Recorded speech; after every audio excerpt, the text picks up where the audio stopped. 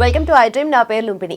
ప్రశాంతత ఎక్కడ దొరుకుతుంది అని అడిగితే అమ్మో మాకెందుకులేండి, ఈ ఫ్యామిలీ ప్రెషర్కి ఇలాంటి వర్క్ లైఫ్ బ్యాలెన్స్ చేయలేక మేమే చచ్చిపోతున్నాము, అసలు ఈ ప్రశాంతత అనేది మాకు కనుచూపు మేరల్లో కూడా ఎక్కడా కనిపించట్లేదు అన్నలాగా అయిపోయింది లైఫ్ అంతా కూడా కదా. సో ఈ నెగిటివ్ ఎనర్జీ, ట్రామా, లేదంటే యాంగ్జైటీ, డిప్రెషన్ వీటన్నిటి నుండి దూరంగా ఎక్కడికైనా పారిపోవాలనిపిస్తుంది కదా. అఫ్ కోర్స్ స్పిరిచువల్గా మనం కనెక్ట్ అవ్వాలి, మనని మనం రీడిస్కవర్ చేసుకోవాలి అనుకుంటే అద్భుతమైన మెడిటేషన్ రిలేటెడ్ క్లాసెస్ కానీ, లేదంటే యూనివర్స్తో కనెక్ట్ అయ్యేలాంటి సీక్రెట్స్ చెప్పే ఒక మెంటర్ ఉంటే అమేజింగ్ కదా.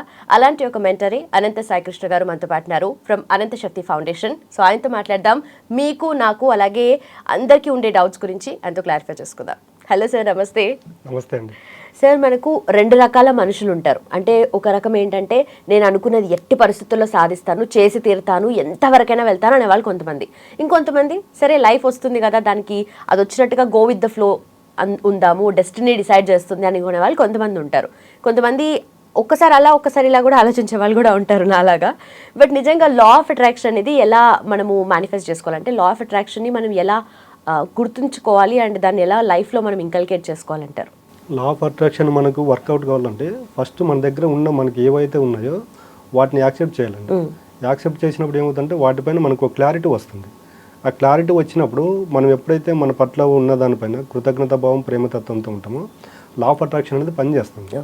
చాలామంది ఏం చేస్తుంటారంటే ఈరోజు ఒక జాబ్ ఉందండి, ఆ జాబ్ను రోజు ఇప్పుడు మనకు ఫుడ్ పెట్టేది అదే జాబ్, ఆ జాబ్కి వెళ్తే మనకి శాలరీ వస్తుంది, మన జీవనామానం గడుస్తుంది. కానీ చాలామంది ఎలాగుంటారంటే 80% మా క్లాసులకు వచ్చేవాళ్ళు కూడా ఉన్నదాన్ని విమర్శిస్తూ ఉంటారు, తప్పకుండా లేని దాన్ని కోరుకుంటూ ఉంటారు. అప్పుడు ఏం చేస్తుందంటే యూనివర్స్ అనేది నీకే క్లారిటీ లేదు, నేను ఎలాగ ఇవ్వాలంటుంది. కాబట్టి నేను ఏం చేస్తుంటే ఫస్ట్ మీకు ఏదైతే ఉందో మీరు అది 10,000 జాబా, 20,000 జాబా, 30,000 అనేది మీకు అనవసరం. మీరు ఏదైతే ఉందో అక్కడ మీరు ఎక్కడైతే పని చేస్తున్నారో అది ఆఫీస్ కావచ్చు, బిజినెస్ కావచ్చు, ఏదో గవర్నమెంట్ ఎంప్లాయీస్ కావచ్చు, దాని పట్ల ప్రేమతో కృతజ్ఞత భావంతో ఉండండి. మీకు అది ఎన్ని రోజుల నుంచి ఫుడ్ పెడుతుంది అంటే మీకు ఆ జాబ్ రాకకుండా ముందు మీ పరిస్థితి ఏంటి, ఆ జాబ్ వచ్చిన తర్వాత మీ పరిస్థితి, లైఫ్ స్టైల్ ఎలాగుంది ఒకసారి కంపేర్ చేసుకోండి అని చెప్తున్నాడు. ఆ కంపేర్ చేసుకున్నప్పుడు ఏమవుతుంటే వాళ్ళ జాబ్లో ఉన్నటువంటి సాటిస్ఫాక్షన్ గుర్తు చేసుకుంటారు. అప్పుడు ఏమవుతుంటే మనిషి రియలైజ్ అవుతాడు. అలా కాకుండా ఈ జాబ్ని ఇప్పుడు మనం చేస్తున్న జాబ్ను ప్రతిరోజు తిట్టుకుంటూ బాధపడుకుంటూ జాబ్ చేస్తూ ఆఫీస్కి వెళ్తూ బెటర్గా కోరుకుంటే మాత్రం రాదండి. యూనివర్స్ సిద్ధాంతం అనేది అసలు ఒప్పుకోదు. యూనివర్స్ ఏం చెప్తుంటే నువ్వు ఫస్ట్ దేనిపై నీ దగ్గర ఏదైతే ఉందో దాని పట్ల ప్రేమగా ఉండు, కృతజ్ఞత భావంతో ఉండు, నేను నువ్వు ఏది కోరుకుంటే అది ఇస్తానంటుంది. అంటే ఇక్కడ చూడండి, ఇప్పుడు మనమే ఉన్నామండి, మన దగ్గర ఒక స్టాఫ్ మనం చెప్పిన పని చేయలేదు అనుకోండి, మనం ఏం చేస్తాము, సామభేద దండోపాయమని ఉంటుంది. ఫస్ట్ నిదానంగా చెప్తాం, వినలేదనుకోండి గట్టిగా చెప్తాం, వినలేదనుకోండి తీసి పక్కన పెట్టేస్తాం. యూనివర్స్ కూడా అలాగే.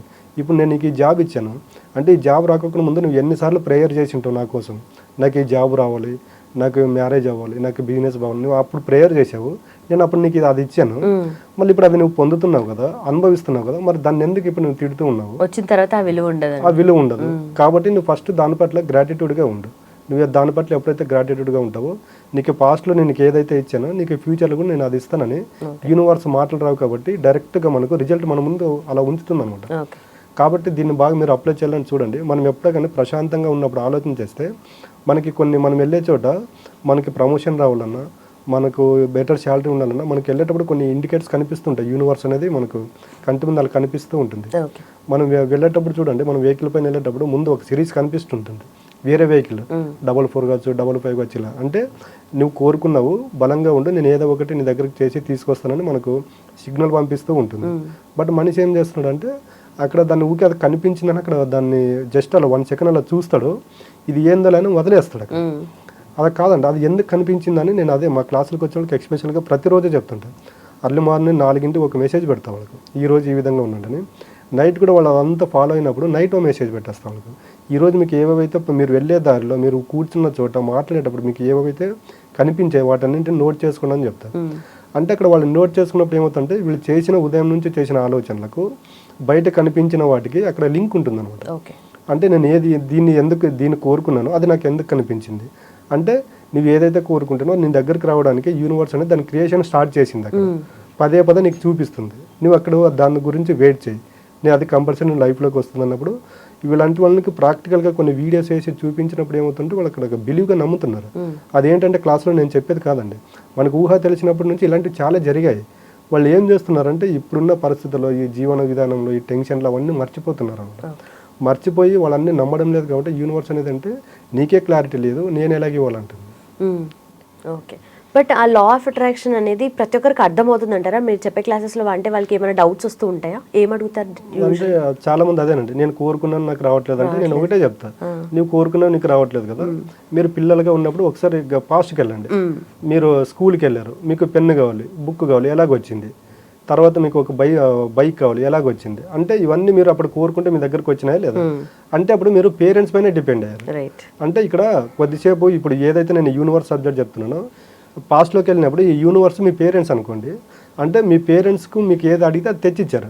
అంటే అక్కడ అడిగారు, నమ్మారు మా ఫాదర్ ఇది తెచ్చిస్తాడని, కాబట్టి ఆ ప్రోడక్ట్ మీ దగ్గరకు వచ్చింది. ఇప్పుడు కూడా మీరు ఏదైతే యూనివర్స్కి అడుగుతున్నారో నమ్మండి. ఎప్పుడైతే నమ్ముతారో యూనివర్స్ కూడా టైం తీసుకుంటుంది. మనం ఇలా ఆర్డర్ పెట్టింది మళ్ళీ రాదు. ఇప్పుడు మనకు ఒక ప్రోడక్ట్ కావాలండి, ఒక అమెజాన్లో ఫ్లిప్కార్ట్లో ఆర్డర్ పెట్టాము, ఒక 3 days తర్వాత 4 days తర్వాత అది కంపల్సరీ మన దగ్గరకు వచ్చే తీరుతుంది కదా. మనం ఏ అడ్రస్కి అయితే ఆర్డర్ పెట్టామో అడ్రస్కి వచ్చేస్తుంది. అంటే ఈ 3 daysలో అక్కడ అమెజాన్ వాడు, ఫ్లిప్కార్ట్ వాడు దాన్ని క్రియేషన్ చేసి ఉంటారు. ఈ ప్రోడక్ట్ ఎక్కడ ఉంది తీసుకురావడము, దాన్ని ప్యాక్ చేయడము, మనం పెట్టిన అడ్రస్కు పంపడం జరుగుతుంది.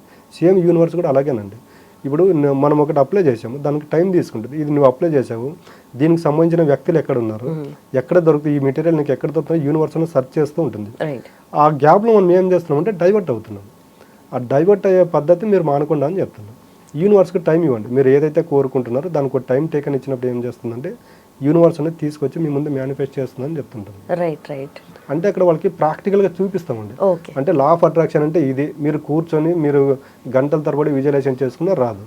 అంటే మీరు ఫస్ట్ ఏదైతే మీకు కోరుకోకుండా ఏవైతే వచ్చాయో ఒకసారి వాటిని గుర్తు చేసుకోండి అని చెప్తాం. అంటే అక్కడ వాళ్ళు ఎక్స్పెషల్గా హార్ట్ఫుల్గా కోరుకున్నారు, వచ్చేస్తుందని బలంగా నమ్మారు కాబట్టి అది వచ్చింది. కానీ ఇప్పుడు ఎలా చేస్తున్నారు అంటే ఇప్పుడు విజువలైజేషన్ చేస్తున్నారు, రేపటి రోజు మళ్ళీ ఏమనుకుంటారు, ఇది నా దగ్గరికి రాదని మీరే డిసైడ్ అవుతున్నారు.